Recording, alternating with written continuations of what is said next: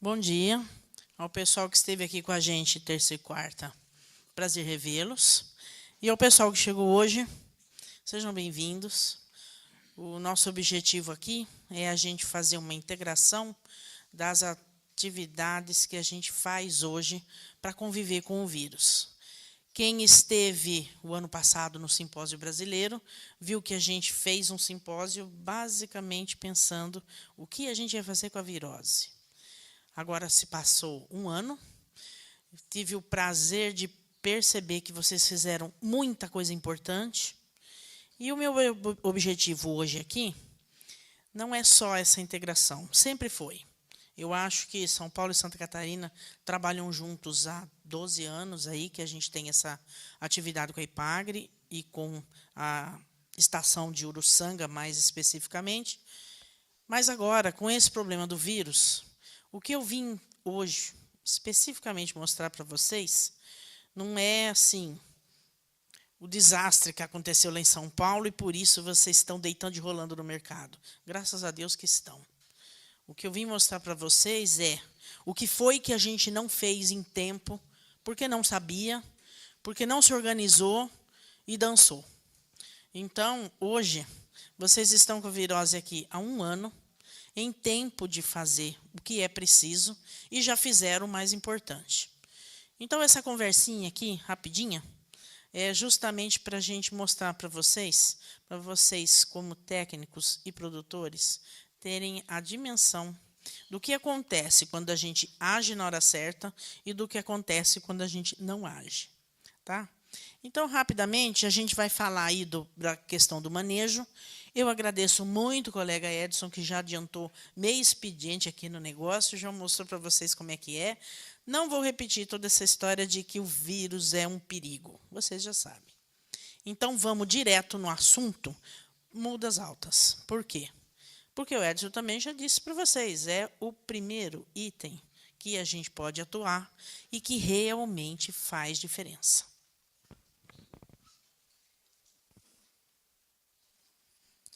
Então, como vocês já conhecem a produção, rapidamente, por que a gente tem que fazer isso? Porque o maracujá continua uma coisa muito importante para a agricultura familiar, justamente porque é uma renda distribuída aí por vários meses do ano. Aqui é um pouquinho mais concentrado, mas mesmo assim, todos os que trabalham em campo, como a gente, certamente já ouviram o produtor falar: nossa, eu construí minha casa. Olha, eu reformei tal coisa, eu comprei um trator novo. Então, o maracujá tem essa característica de ter uma renda distribuída e ser a cultura que os produtores estão usando para se capitalizar. E por que a gente não pode esquecer disso? Porque se eles estão usando o maracujá para ganhar dinheiro, é nossa obrigação fazer com que eles tenham os meios de ganhar dinheiro. E com o vírus, isso foi interrompido. Então, o que acontece? Esses ciclos aqui de retração e expansão.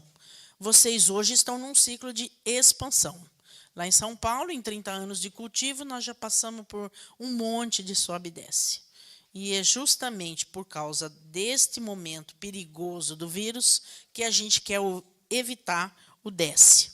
E tem a questão política. É uma cultura de grande apelo social por causa do tanto de gente que ele emprega. Então, politicamente, o maracujá nunca vai sair do cenário da fruticultura. Ele só vai ser uma boa alternativa econômica se a gente conseguir superar esses desafios. Mas sair do cenário, ele nunca vai sair.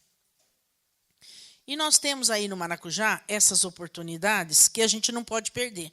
Embora o vírus esteja estragando, mas essa demanda pela fruta é muito grande. Nós ouvimos ontem o Rogério falando, dá para dobrar a produção de maracujá, que ainda tem espaço no mercado nacional. Não precisa nem pensar em exportação. Por quê? É o principal suco da fruta que é comercializado no país. Laranja é mais importante? Sim. Laranja é uma commodity, laranja é exportado. Mas, tirando isso aí, mercado interno, o maracujá hoje é o carro-chefe. É a fruta preferida, já chegou até nos bandejões dos restaurantes universitários, né? Temos aí uma demanda crescente e agora, mais ainda, a hora que nós estamos fazendo maracujá orgânico e que estamos fazendo os produtos nutracêuticos. Então, é um mercado crescente e nós não temos interesse nenhum em interromper essa atividade. Esse gráfico aqui, os números estão meio apagadinho aqui de propósito, porque não interessa o número, interessa a curva. Um dos principais motivos porque eu vim aqui hoje é porque esta curva aqui tem 10 anos, 2006 a 2016. Esse gráfico é só para dizer para vocês que nos últimos 10 anos foi isso que aconteceu com a área de produção de São Paulo. Por quê? Por causa do vírus. Então, à medida em que a gente fez os esforços aqui iniciais para segurar esse vírus, a área até cresceu, mas a produção não. Por quê? Porque produzir fruto doente não serve para nada. O maracujá infectado pelo vírus é uma fruta seca, é uma fruta sem condição de uso de mercado. Então, o que aconteceu? Nos últimos 10 anos, a nossa área caiu, a nossa produção caiu, e isso foi o tempo que a gente levou patinando para saber o que é que ia fazer com esse vírus. Então, eu espero que esse período de 10 anos que aconteceu isso aí em São Paulo tenha se resumido ao período de 1 ano, que foi esse de 2017 para 2018, enquanto ficou se decidindo o que se ia fazer e começando as ações iniciais. Graças a Deus que não houve redução de área, porque nós estamos aqui numa expansão significativa frente ao CEAGESP, que está comprando a fruta de vocês, porque sabe que é o melhor produto nacional hoje. Então, se realmente a gente conseguir, com essas iniciativas que o Petri está tendo, de fazer o simpósio brasileiro e agora o estadual, conseguir transformar os 10 anos que a gente sofreu lá em 1, já teremos tido um ganho significativo. Bom, o que foi que aconteceu aquela queda? Vírus em primeiríssimo lugar. E a outra, a questão que o Edson acabou de comentar, a falta do padrão de mudas. Como foi que nós resolvemos a falta do padrão de mudas? Fizemos a normativa. Então, lá em São Paulo, a forma como a gente resolveu isso foi chegar no secretário da Agricultura e dizer para ele assim, se muda não for feita com muda avançada e entelado antiafídio, a cultura some do Estado. Mas leva um tempão para fazer uma lei. Leva, mas através de normativa, não. Aí foi feita uma reunião de técnicos, foi escrita essa normativa, e quando bateu lá no governo, o pessoal falou, mas precisa declarar a cultura de importância para poder ser normativa. Aí a gente descobriu que tinha uma brecha lá, que todas as culturas olerícolas e frutícolas são consideradas de importância estratégica porque são alimentos. Por essa brecha a gente foi, então a cultura já estava declarada de importância peculiar, interesse peculiar é o termo técnico, e a normativa saiu. Então, a partir de 2019, não é mais permitido no estado de São Paulo produzir muda de maracujá fora do viveiro telado. O que isso vai trazer? Já está trazendo um monte de problema, porque tem um monte de viveirista que não quer se adequar. Mas ou a gente faz isso aí, ou a gente vai parar de produzir maracujá. Bom, todos os outros itens, que vai desde desorganização técnica até problema de comercialização, não vem ao caso aqui agora, porque nós estamos falando de vírus. Esse é o mapa do estado de São Paulo, e é só para mostrar para vocês que as regiões que estão em verde escuro são as que mais produzem maracujá. Esta barrinha azul já significa pomar anual. Então, a maior mudança nesse período foi pegar as regiões mais expressivas em produção, que é a quantidade produzida na barrinha amarela, e fazer virar pomar anual. Então, onde está pintado de verde escuro e tem a barrinha azul, significa pomar anual. É o único jeito da gente conviver com o vírus. Bom, então, para a gente poder fazer dar certo junto com o vírus, qual é o jeito? Semente selecionada é a primeira coisa. E fazer essas mudas aí de alta qualidade. Vou me ater a esses 2 itens, porque o resto a gente já discutiu ontem. Em relação à qualidade da muda, o Petri também já falou na apresentação dele ontem, nenhum pomar vai ser melhor do que a muda. É sempre da muda para baixo. Porque uma muda no viveiro, você dá tudo de bom. Água, adubo, proteção ao vento, não deixa entrar formiga. Ali você cuida, é um espaço pequeno, é possível de você trabalhar. Tirou do viveiro, começa. Tudo que é doença. Tudo que é problema de seca, de excesso de água. Então, é sempre da qualidade da muda para baixo. Se você já leva uma muda ruim, detonou o pomar, né? Então, dentro disso, como é que a gente faz aí uma muda de sucesso? A primeira e mais importante coisa você já tem: semente selecionada, adequada ao mercado. O mercado que vocês trabalham é de fruta fresca, é CEAGESP, então é o Catarina. Depois do registro do Catarina, esse problema foi totalmente solucionado. Então, hoje, aqui em Santa Catarina, vocês têm a cultivar adequada ao mercado que vocês vendem e já tem essa semente selecionada. Não há necessidade de trazer semente de cultivar de fora nenhum. Para fruta fresca, nenhum. Vocês têm a melhor semente e, além disso, vocês têm um material que tem garantia de origem. Então, comprar semente fora, não precisa. Depois que você faz que faltou um B, desculpe, a obtenção da semente, que vai ser, ontem foi explicado como que se mantém as populações, né? O importante é você escolher plantas produtivas e homogêneas. Homogênea é assim, ó, é tudo igualzinho mesmo.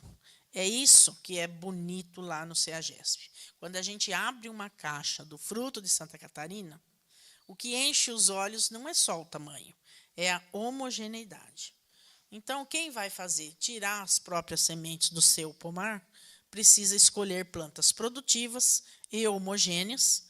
E, como isso foi explicado ontem, resumidamente, é você manter essa população, já que é uma população aberta, escolhendo plantas, cruzando entre elas e guardando a semente. Isso é recomendado pela própria EPAGRE, que registrou o material. Por quê? Porque não há viabilidade na equipe atual de fazer uma produção de semente dentro da EPAGRE e distribuir isso para Santa Catarina inteira. E agora tem uma demanda nacional. Então, vamos ser pé no chão. Se não tem condição de obter a semente já passada por esse processo, vamos fazer. Escolhe as melhores plantas, protege a flor de manhã e cruza à tarde. E depois escolhe separado para poder segurar a semente de um ano para outro. Para quem planta em espaldeira, que aqui é poucas regiões, né, mais no norte do estado, a mesma coisa. Você vai escolher plantas que têm a cortina produtiva totalmente cheia de frutos e que eles sejam iguaizinhos. Isso é importante para eliminar a etapa da classificação de frutos, que vai muita mão de obra. Bom, feita então, para fazer isso são os produtores de melhor nível, lógico, não é qualquer produtor que vai fazer a sua própria semente. Então, você marca as melhores plantas, faz cruzamento entre elas, separa esses frutos, colocando aquela redinha de limão, porque o maracujá tem a característica de derrubar a fruta. Então, se você faz todo o cruzamento e depois ela cai no chão, misturou com o resto, né? E você faz, então, uma semente para seu uso próprio. Aí você vai pegar essa semente e formar as mudas. Como a qualidade é o mais importante, hoje qualidade está se resumindo a sanidade e uniformidade. A uniformidade vocês já têm no cultivar Catarina. Então, a questão agora é preservar a sanidade. E o assunto principal é vírus.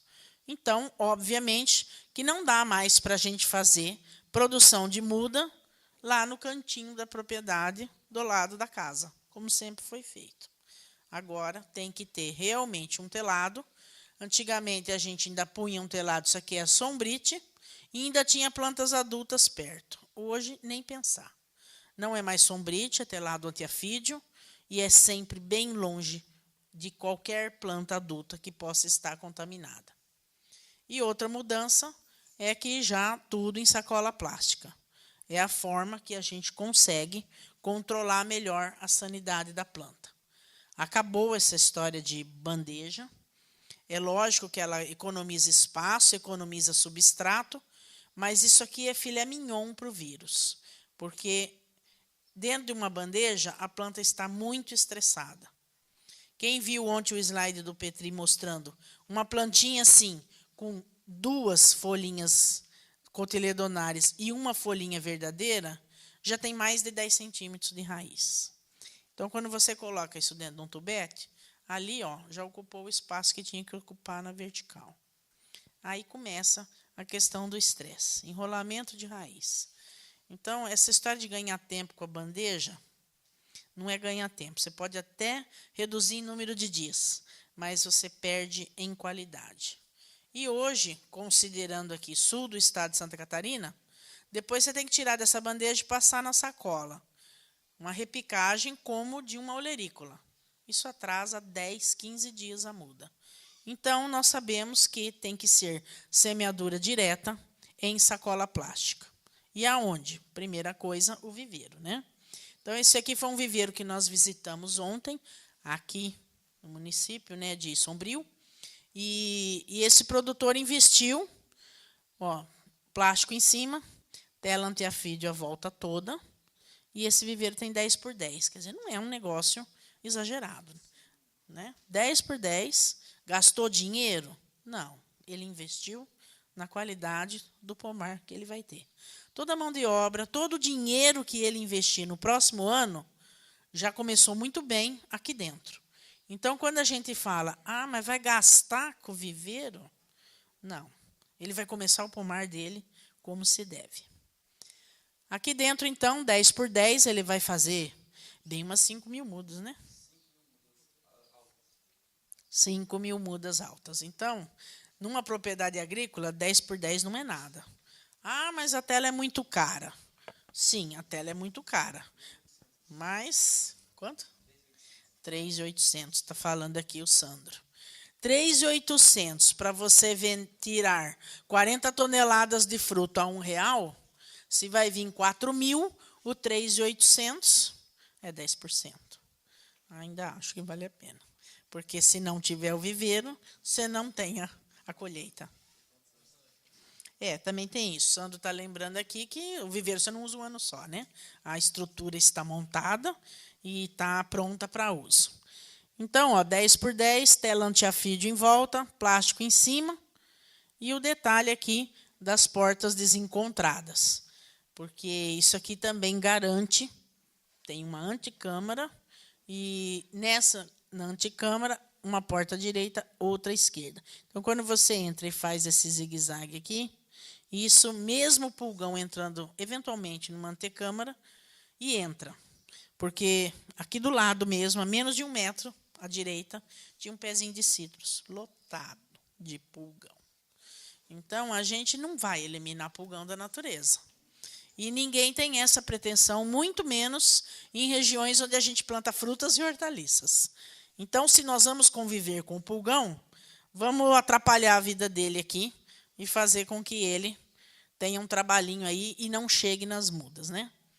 Cobertura pode ser plástico, e isso também é bom, porque essa cobertura plástica eleva um pouco a umidade, a temperatura dentro desse viveiro, e isso apressa a germinação. Dentro do viveiro. Isso aqui são sacolas plásticas, no caso aí é um copinho, né? É um plástico denso, duro, de 1,7 litros. Ele diz que só pela facilidade de encher e de parar em pé sozinho, já valeu a pena o investimento. Mas independente de ser sacola plástica ou de ser esse copão, né? Não é nem copinho, é copão. O que é importante é a dimensão. O maracujá cresce muito rapidamente em termos radiculares e depois ele vai fechando para o lado. Então, essa história de copinho de água, copinho de muda de café, nem pensar, nem tubetão, nada. É sacola plástica alta. A dimensão disso aqui legal seria aí no mínimo 11 e em comprimento, quanto mais, melhor. Então, é uma questão da gente fazer uma relação custo-benefício aí. Se você vai levar uma muda de 40 centímetros, teoricamente, esse tubão tinha que ter 40. Só que aí também tem um problema de transporte. Então, aí usando um 25, 30, 35, para quem for comprar aquele pronto 17 por 35, tá bom. Sacola plástica, e o que é que ele fez aqui? Ele fez uma solarização, cobriu com o plástico, e já tem um mês aí que esse substrato está solarizando. Então, está esterilizado. E aí é feita, então, uma semeadura direta nas sacolinhas. A gente costuma pôr 2 sementes em cada saquinho. E depois faz um desbaste para aquela mais vigorosa. Esse desbaste não é puxando, é cortando, para você não afetar as raízes. E, em seguida, a gente faz uma classificação por tamanho, as mais altas, as médias e as pequenininhas, para que você possa levar para o campo lotes homogêneos. Isso facilita muito o manejo lá no campo. E aí você tem aqui 2 padrões de muda aí para plantio. O mais comum é esse aqui. Isso aqui é uma caixa de 40 centímetros. Então, tem 40 no saquinho e 40 na parte aérea. Essa muda ela serve para a maior parte das regiões produtoras, que seriam as regiões que dá para conviver com o vírus que está em pequena escala. Você leva uma muda de 40 centímetros e ela dá um arranque no campo. Mas hoje a gente já está achando que tem o vírus, foi detectado, a gente já está passando para muda alta. Porque esse 40 centímetros aqui, você tem folhas relativamente espessas que o pulgão não consegue mais inserir aqui o estilete e inocular. Mas você tem ponteiro. E esse ponteiro, ele é muito tenro numa muda de 40 centímetros. Então, a infecção está entrando do mesmo jeito. Então, eu diria que hoje, muda de sacola plástica de 40 centímetros só para a região que não tem o vírus. 60, 70, 80 centímetros, aí a gente já muda o padrão da muda. Ela já está mais densa a folha e ela já está mais madura. Se ela pegar o vírus nesta fase, o dano não é tão grande. E esse 80 a gente aumenta para 90, para 1 metro, até 1,20 m, se a infecção, aquela região, for uma região com grande infecção de vírus. E o que a gente não deve fazer, já vi muita muda assim em campo, a pessoa pega uma muda de 40, aí leva para o viveiro dele e joga ureia. Ó. Ela estiola e fica com 1 metro, sem nada. Isso aqui é pura água, quase sem folhas, entre nós muito distantes, e isso aqui chega no campo, num dia torra tudo. Então, a gente faz o endurecimento da muda. O que é o endurecimento da muda? É pegar uma muda assim de 40 centímetros e cortar o ponteiro. Na hora que você desponta, você tira a dominância apical e o caule engrossa. E, ao mesmo tempo, o entenó encurta. Só que, tirando a dominância apical, se vocês lembram da fisiologia, tirou em cima, brota do lado. Aí não pode virar um pé de alface. Então, a gente tem que ir tirando todos os brotos laterais que saem. Aí ela cresce um pouquinho. Você faz isso a segunda vez. Então, na prática, a gente leva uma muda que tem aí de 70 centímetros a 1,20 m, dependendo do nível de infecção da região, grossa. E ela engrossou por essa desbrota e desponte, desbrota e desponte. Com a vantagem que isso é feito dentro do viveiro.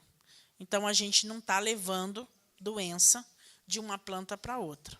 Porque dentro do viveiro você olha uma por uma e aí você tem total controle sobre a sintomatologia do vírus. E quando chega na hora de plantar, ela está assim. Esse aqui tem 60 centímetros, que é a altura do contentor agrícola, e essa muda está passada. Ela foi plantada de propósito, passada, justamente para ver se... E se eu levar assim, o que acontece? Isso é um exagero, não precisa. Essa muda aqui estava com 1,60 m. Então, hoje a gente sabe que até 1,20 m tá bom. Quais são as vantagens dessas mudas altas? A principal é sanidade. Toda vez que você está dentro de um telado anti-afídio e com o cuidado das portas desencontradas, e, se possível, um pedilúvio, um avental para você não vir do campo para dentro do viveiro com pulgão na roupa. E aí, como brinca o Petri, alguém resolveu botar uma camisa amarela porque é dia do Jogo do Brasil e o pulgão está ali, porque o pulgão é atraído pela cor amarela. Então, um aventalzinho, uma botina, ferramentas próprias para o viveiro, a porta desencontrada e inspeção diária, a gente consegue fazer uma muda de altíssima sanidade. Faz essa desbrota em condições controladas, quer dizer, você fazer uma desbrota no campo, com o solão na cabeça, ou com chuva, você entra numa linha e vai embora, e vai tirando com a unha. É você mesmo que está disseminando o vírus. Dentro do viveiro é outra história, né? Então, a condição é muito melhor de trabalho, a gente tem muito mais atenção, e você pode, inclusive, estar controlando ali uma condição totalmente favorável para você não fazer a disseminação mecânica. Tem a questão da maturidade fisiológica. Toda planta que vai engrossando, como eu estou falando para vocês, desponta, desbrota, ela vai ficando mais velha, sem aumentar muito em altura. Essa planta endurecida, quando você coloca no chão, ela já tem aí 6 meses, 7 meses. Então, ela chega lá no campo e floresce. A gente consegue precocidade com a muda alta, e já fizemos uns testes lá nos nossos campos paulistas, a gente consegue colher 42 dias antes. Faz toda a diferença em preço. Porque esse 42 dias antes puxa do Natal para o final de novembro. O preço é outro. Então, essa precocidade já justificaria a muda avançada. A questão da garantia de isenção de vírus é você ter um ambiente controlado e inspecionado por você mesmo. Possibilidade de produção cheia. Essa produção cheia é se você leva uma muda mais velha, uma muda que está pronta para florir, a sua safra pode esticar. Basta não ser um ano que o frio chega muito cedo e a gente consegue produzir aí, e a gente tem esticado até agosto. Então, isso é muito interessante em termos de dinheiro. E você reduz drasticamente o potencial de inóculo no campo, porque você está levando plantas sadias, como bem colocou o Rogério. Bom, em termos de substrato, a gente conversou ontem, não vou repetir. Basicamente, a gente usa substratos porosos com matérias-primas regionais para baixar o preço. Não se usa mais solo. Se você pegar em livros mais antigos, solo com esterco, não se usa mais isso. Inclusive pelo problema do inóculo. E quando é que a gente leva para o campo? Bom, depende do nível de virose. Locais com mais virose são plantas mais altas. Em que época? Bom, de novo, o que define é o preço.